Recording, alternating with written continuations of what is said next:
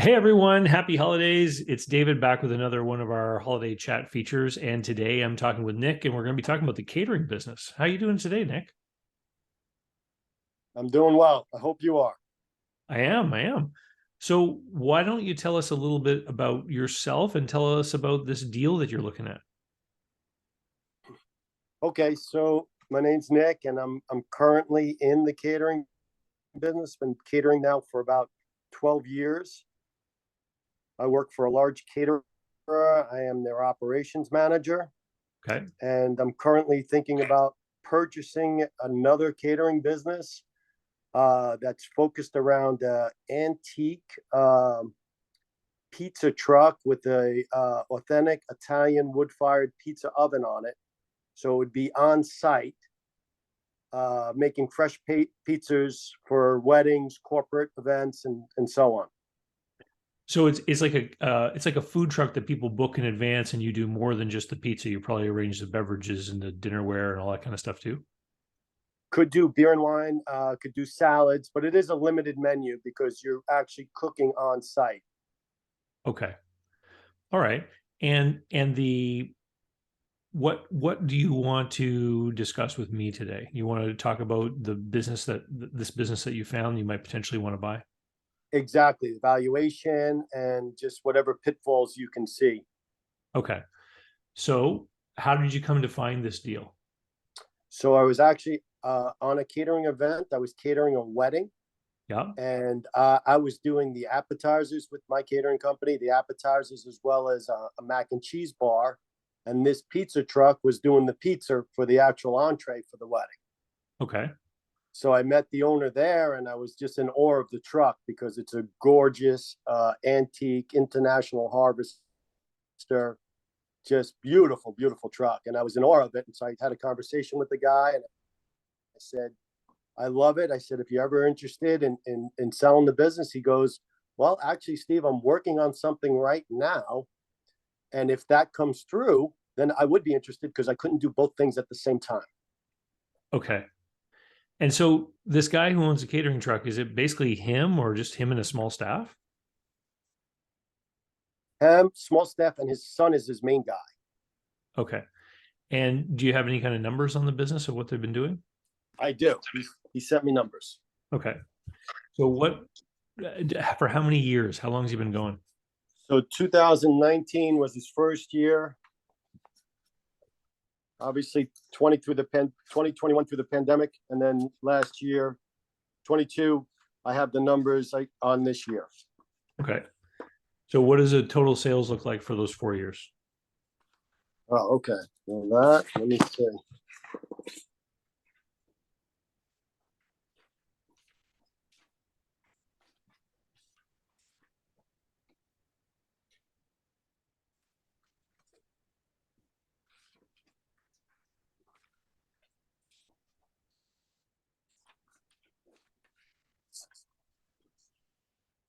Okay. So for 2020, which was a limited year, I think he started in August and finished in December. And so that was his first year, and he did 30,753 in sales. Okay. 2021, he did 216,579 in sales. Okay. And for this year,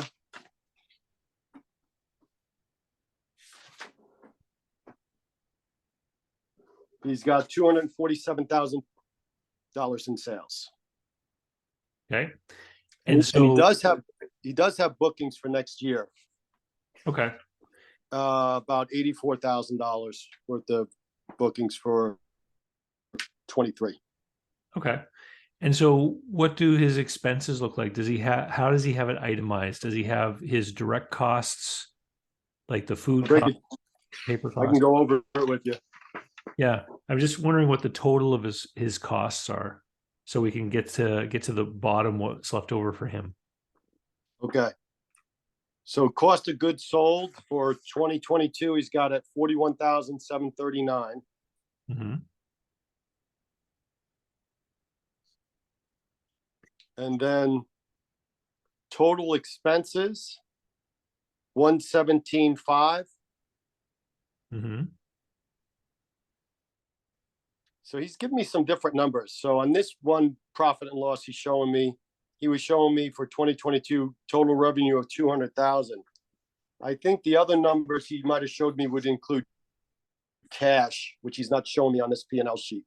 So the 250 for 2022 probably had some cash in it. Okay. And so that 117.5, would that include the wages for all the other people, including his son? Yes, including his son. His son at 54.5, and he's got contractors in there at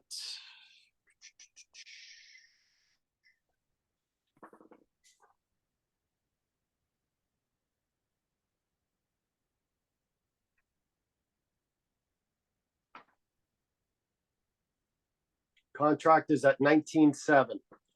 Okay. And are all the And other that's in the contractors he has on the cost of goods. Yeah, okay.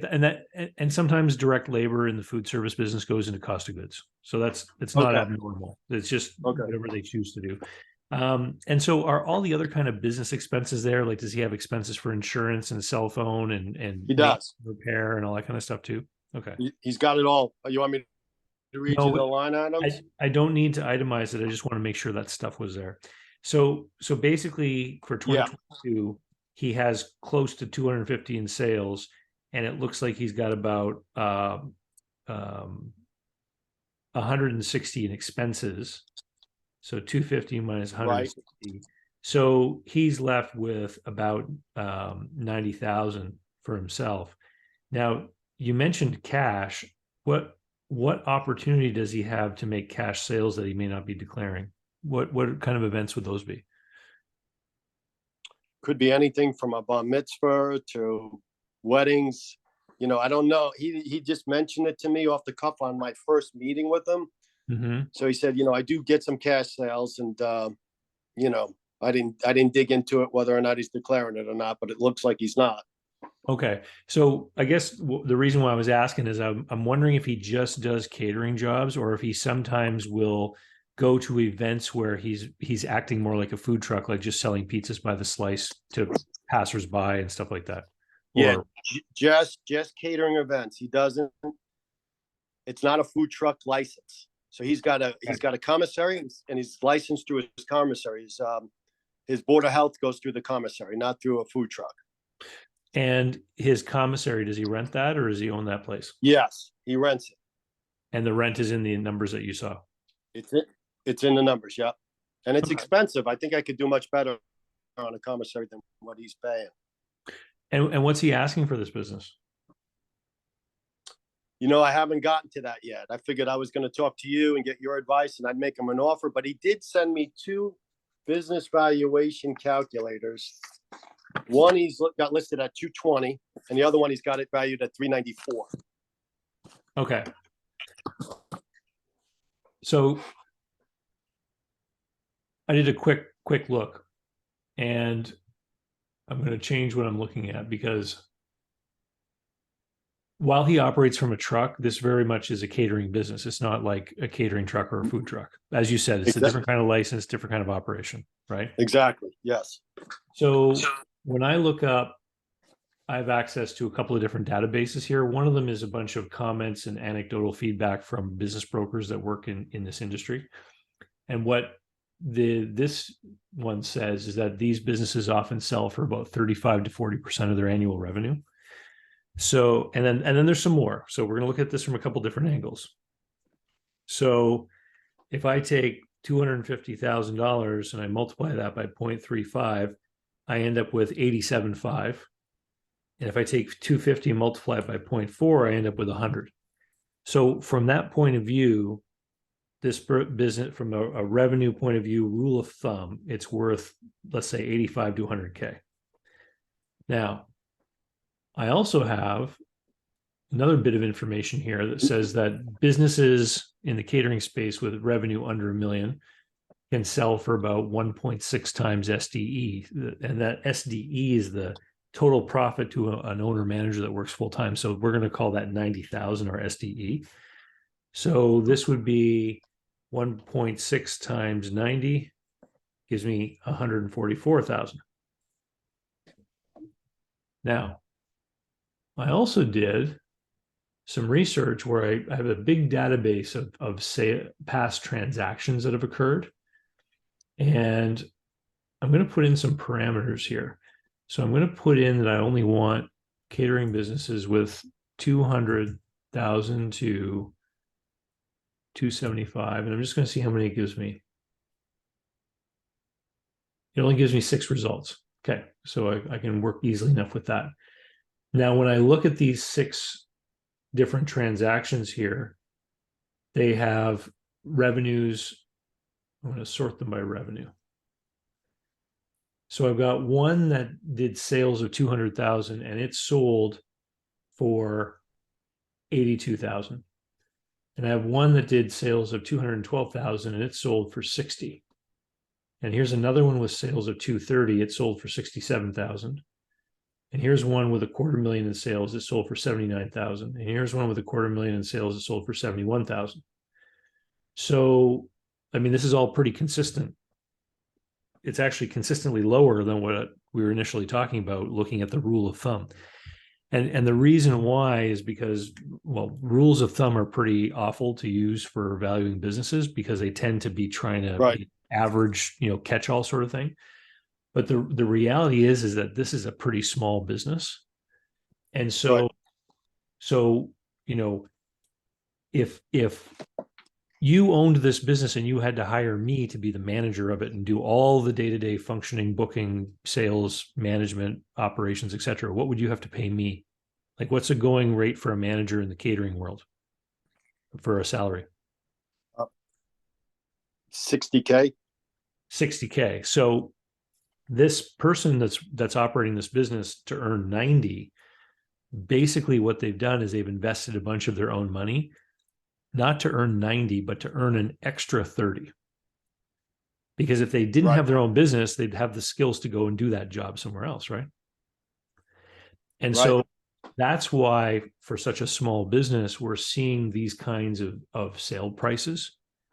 Because when people look at these small catering businesses, they're asking, well, what is it really worth to me to get an extra 30 grand in annual salary? And we can see here people are paying like an extra 60, 70 grand.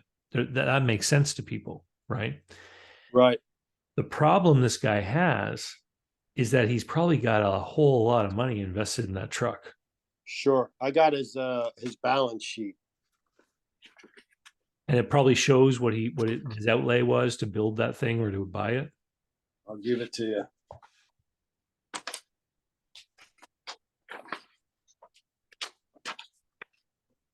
Yeah, I think the truck probably cost him about close to 200K. Hmm.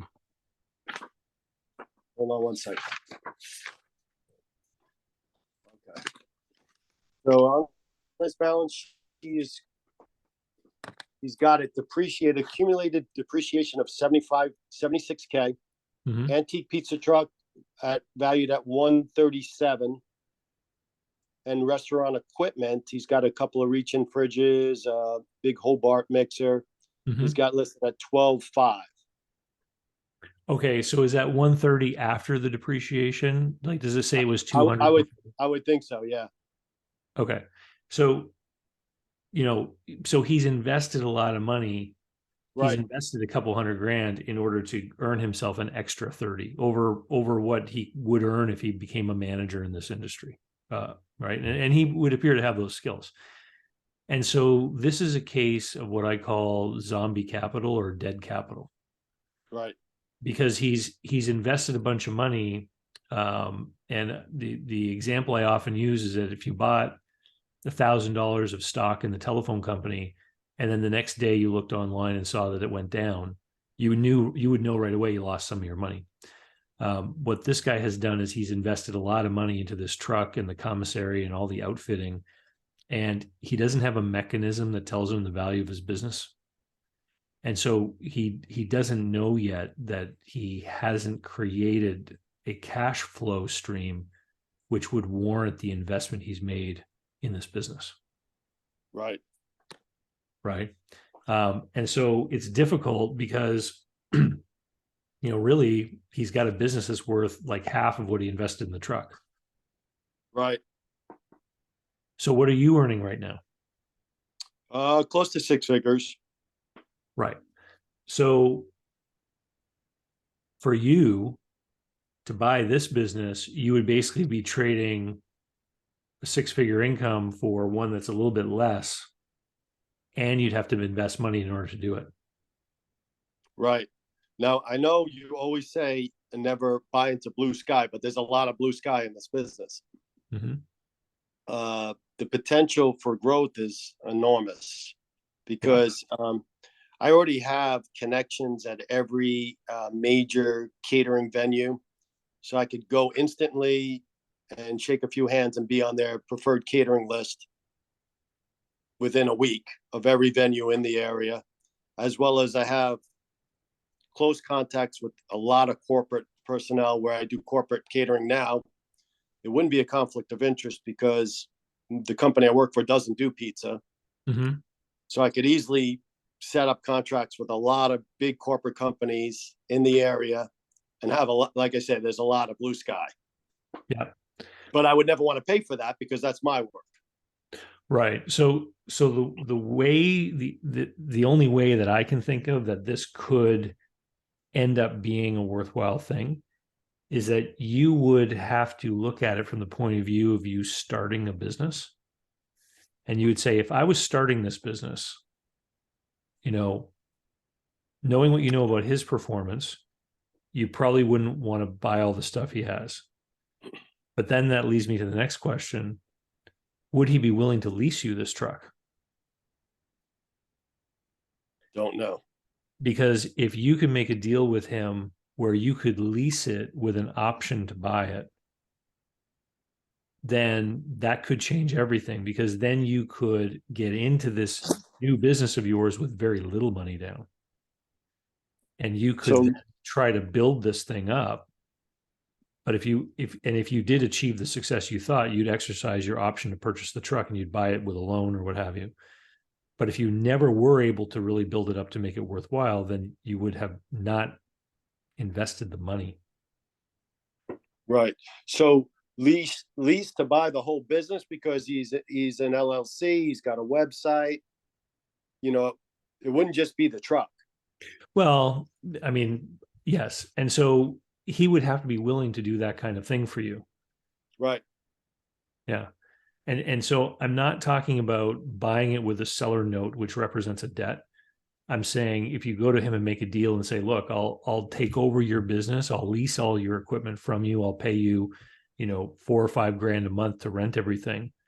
I want an option to buy the stuff from you, but I need a year to build this thing up before the numbers warrant the investment in the equipment. Because right now, if you take these financials into any bank, you'll never get approved for a loan for that stuff. Got it. Because the cash flow just isn't there. Got it. Got it. Even with the equity in the truck, you couldn't get a loan based on what the truck is worth. Well, no, because I mean, what kind of purchase price are you talking about? Because he's only got a seller's discretionary earnings of 90K. Out of that, you would have to take home money for yourself. You'd have to pay your income taxes. You'd have to cover any capital expenditure, any extra thing, and debt service. Right. So if you're pulling home almost six figures right now, you're going to take a serious haircut on your personal income for as long as you're making payments on this. Right. Whereas if he'll agree to lease you the business for a set monthly payment, and you know that you can make that payment from the cash flow in the business, that then gives you time to grow this thing. And if you can hit, like, let's say in 2023, you get it up to 500,000 in sales, that would probably change everything. Right. And then buying the stuff from him would make sense. At a pre-agreed to price prior to the blue sky. Right. Like right now, his business, you could make an argument, is worth whatever the stuff is worth. Right. An asset sale. And then just the assets. Yeah. So the truck probably has a certain value because it's an antique truck, right? Yeah. Oh yeah, it's beautiful. Yeah. And so, it's always going to trade as an antique truck, even if somebody took the oven off of it and made it into a piece for doing parades and stuff, right? It's always going to have a certain value in that respect. But with his numbers, it doesn't warrant the investment, because right now it couldn't even produce a cash flow to you that would be equal to your salary, Right. right? Makes sense. Yeah. Makes sense. So what would you think the offer would look like as far as the leasing and the asset purchase?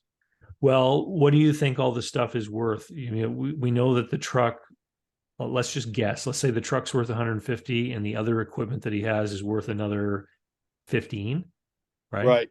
So that's 165. So, I would offer him maybe 2,500 a month to use all the stuff and the name to lease the business from him. And now you would create your own entity and you'd sign a lease with his entity, and part of that lease would be using the name. So a licensing agreement of the name. But then you would also want an option to be able to purchase all that stuff for 165 grand when you decide you want to. And does that $2,500 a month go into that price or no? I would That's ask just for that. I would ask for it. would you? He probably wouldn't agree, but I would ask, Right. right?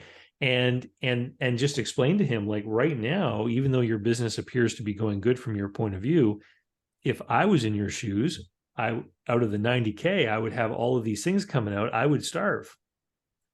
Right. And the bank isn't going to agree to this because they know there's not enough cash flow there. Right. So the only way that you're ever going to ultimately make the purchase of this equipment is to build it up on your own. But of course, you don't want to pay him for that work you're going to do. You want to lock in your option to purchase now.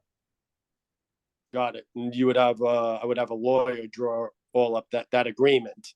Yeah. So that my LLC would lease from his LLC the rights to the business. And I Yep. would do all the business going forward. And I guess he would retain the right to pull it back if I didn't pay his lease terms. Yep. If you didn't make the lease payment. And so it'll be up to the attorney, wherever you live, what kind of agreement that would be. It might be a lease to own. It might be a rental agreement with an option. Like different states have different kinds of agreements for this sort of thing. But you basically come to an agreement with the fellow of what the deal is going to look like. You write it down as best you can. Then you bring it to the attorney and you say, this is what we've agreed to. And then they'll do the paperwork for you. Right. Right. Got it. Good stuff. Yeah. Good stuff. I think it sounds like a really cool thing. There was actually a wedding in my neighborhood this summer, and they had a catering truck come and serve everyone from the street. And it meant that there were none of the caterers were in the house or in the kitchen. It kept all the mess outside. I thought it was a pretty neat idea. I actually hadn't seen that before. Yeah. This past summer. Yeah. I hadn't seen it either until I actually worked the same event that he was at. And it wasn't like a normal food truck in that it wouldn't come out of a window. So Right. the truck opens up to a big awning and you could see the pizza cooking in the wood burning oven, and he pre-makes the pizzas so that he could serve 150 people and he could have the food ready within the 20-minute period. Wow. Yeah. So, and then he would set it up catering style where they would just come through a line and pick up the slices that they want. And he offers 4 or 5 different types of slices. And it's an all-you-can-eat buffet where it's like $26 a head. So, I mean, it's a good platform. It really is. There's a lot of blue sky, as I said. And so I'm just wondering how big you'd have to get before it would ever make sense to add a second vehicle. Exactly. Or do you think that the second one you add would be a different concept? I would add a second one, but maybe not as high end as the antique truck. So I can get a wood burning pizza trailer, Yeah. much less expensive, and it wouldn't have the ambiance of this antique truck, but I could send it out to events at maybe a little bit of a discount for people that weren't interested in the ambience. They just wanted the fresh wood burn pizza oven pizza. He's already got, I think he turns away a lot of business that he can't do because he can't do more than one party in a day.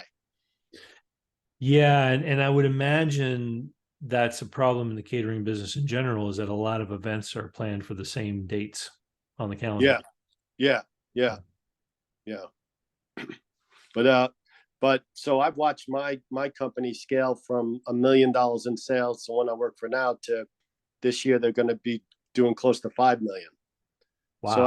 I've been there the whole time, and I've been a big part of it, scaling to that amount.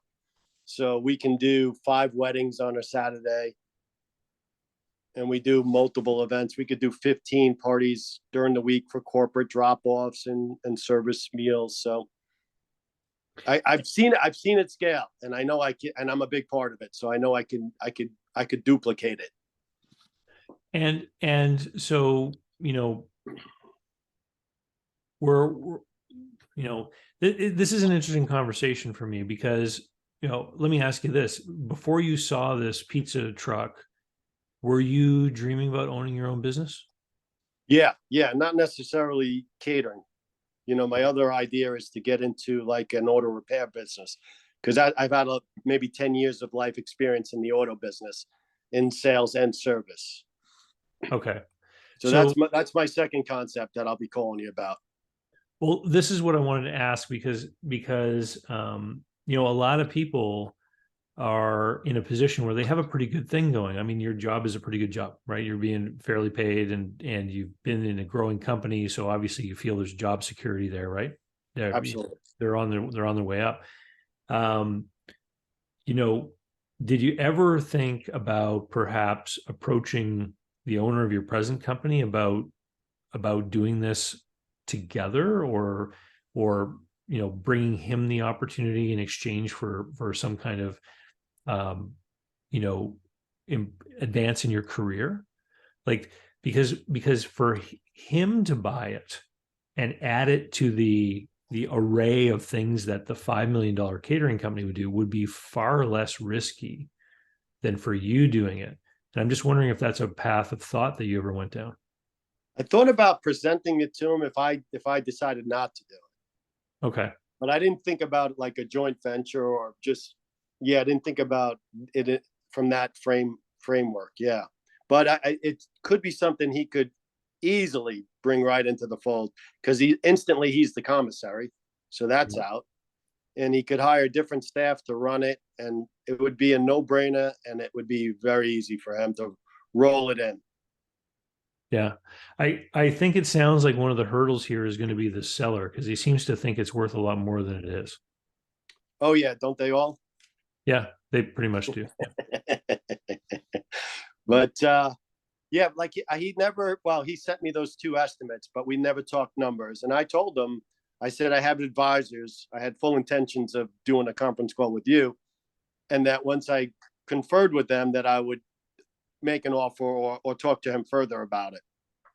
So I've never talked numbers with him because I didn't want to lead him one way or the other. Yeah. Okay.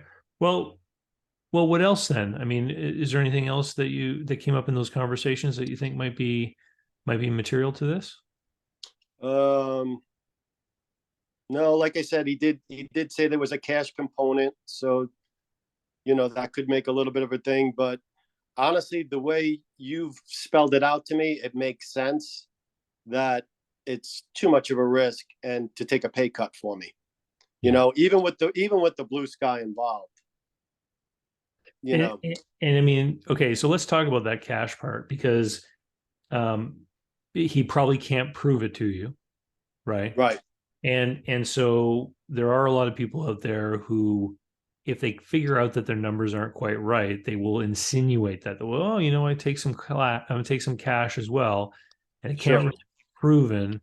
And then, the question is, well, how do I protect myself? And so in this situation, we've got stuff that has a material value, the kitchen equipment, the truck, etc. And really that's going to make that's going to put the bottom on the pricing for this business. Because at the end of the Right. day, you can always like auction or just sell the stuff off, right? You can liquidate. Yeah, he can just liquidate it. But in businesses that, have let's say his cash flow wasn't 90, let's say it was 290, okay? And that this business was worth $500,000. Okay, let's just throw that out there. But it was based upon a good chunk of cash revenue that he couldn't really prove. What we would want to do in that situation is have a mechanism that basically holds him to account, makes him responsible for those claims about the cash.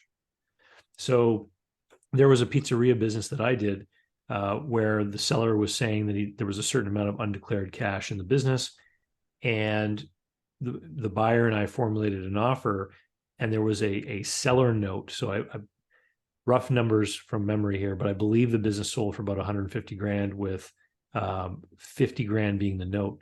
And it was subject to offset in the case of a material misrepresentation. And it also had a matrix, a performance matrix in the note. So this guy was claiming a certain amount of revenue over the course of the year, and I can't exactly remember what it was. I think might have been 300 grand in sales for the year. And so what we did in this note is we put in this matrix that in the first 6 months, if he did 150,000 of sales, then the note stood with full value, 50,000 with payments over 5 years, I think it was. But if he only did 140, then a certain amount was knocked off the note. If he Right. 130, a certain amount was knocked off the note, and it went all the way down until it hit the level that was provable with the credit card sales and the debit card sales. And so with that matrix, it was basically the seller had to put his money where his mouth was. And if the buyer didn't experience the same results, let's say there was no cash sales, then what would happen is that the seventh payment wouldn't happen. Right. And Right. so my question to the buyer before we did the deal was, if it turns out this is all fake, that the guy's just lying, would you be happy buying this place for 100 instead of the $150,000 deal that we have? And he said, yeah. He said, if, I couldn't build it for that, is what he said. Right. Okay. Right. And so he did the deal, and sure enough, the cash receipts were nowhere near what the guy claimed. And I can't remember if it was entirely written off or most of it was written off, but like there were not many payments made to the seller. And the buyer was disappointed because he felt that he had been fooled, but he was darn happy that he had set up the deal the way I had advised, right, because he ended up paying a lot less. And I've actually had calls with people who've done deals with it, didn't set up these kinds of mechanisms, and they bought them based on claims of cash revenue that didn't turn out to be there. And they were stuck because they basically signed a note saying they would pay X amount per month for, so many years. And there was no wiggle room. And they'd go to lawyers and everything, and were told, you either pay it off or you default. And if you default, you lose all the money you've already given them in the business. Wow. And so this cash stuff, a lot of people will point their fingers and say, oh, you shouldn't get involved in that kind of scenario. My opinion is that, it's up to you how you run the business. You right. Certainly don't have to run it the way they've chosen to run it. Right. And a business that has that kind of behavior in it may still be a good business. You just have to protect yourself because you're literally buying something where part of the information is missing. Right. Yeah. Right. That makes perfect sense. And with the owner financing, that's your protection. Yeah, because you can build in there a mechanism for offsetting or wiping it away if it doesn't perform the way that you were told. And if the numbers are legitimate, then the seller should have no problem with the agreement. Yeah, that's the whole psychology behind it. Because if the seller says no, I won't agree to that, then you say, well, why? Are you lying? Right. Right. And I've heard all kinds of funny things come out of sellers' mouths, like, well, what if he doesn't declare the cash that he's receiving? And I'm like, well, listen, you've had extra earnings all these years because you haven't been paying all your taxes. Did you not think that behavior would have a cost? Well, this is the cost. And a lot of the times those businesses, because they're not declaring all the cash income, the performance they are declaring on their tax returns isn't good enough to help a buyer get a loan. And so normally in these businesses, the seller notes end up being quite big because the buyers can't get financing. Because Right. of course the bank is going to go off what the tax return says. They have to. Yeah. So the seller wasn't thinking about his exit plan when he was taking all that cash into his pocket. Now that a lot of people who run businesses are just thinking about the right now. Right. They're not really putting any thought into what the long-term consequence of their behavior and what, their long-term plan is. And I think that has a lot to do with the fact that a lot of business owners don't understand that they're developing and working on an asset that's a valuable thing they might sell one day. A lot of people, this catering guy, for example, and I don't know him or anything, but a lot of people that would have a business like that, they would consider themselves caterers or food service people. They don't consider themselves, business people that are growing and developing an asset that they're going to sell one day in order to use the money for some other thing. And it's that positioning, that way you think about yourself. I think that changes things. Because I've had a lot of people that will have an epiphany when they start to realize, hey, if I do things a little bit better, it can be worth a lot more when it comes time to put it on the market. Right. Right. Yeah. Yeah. Well, this is awesome, Nick. Anything else you want to talk with? We have a little bit of time left. No, I'm good, man. You were super helpful. I really appreciate your time. I love your videos. Like I said, I'm a huge fan.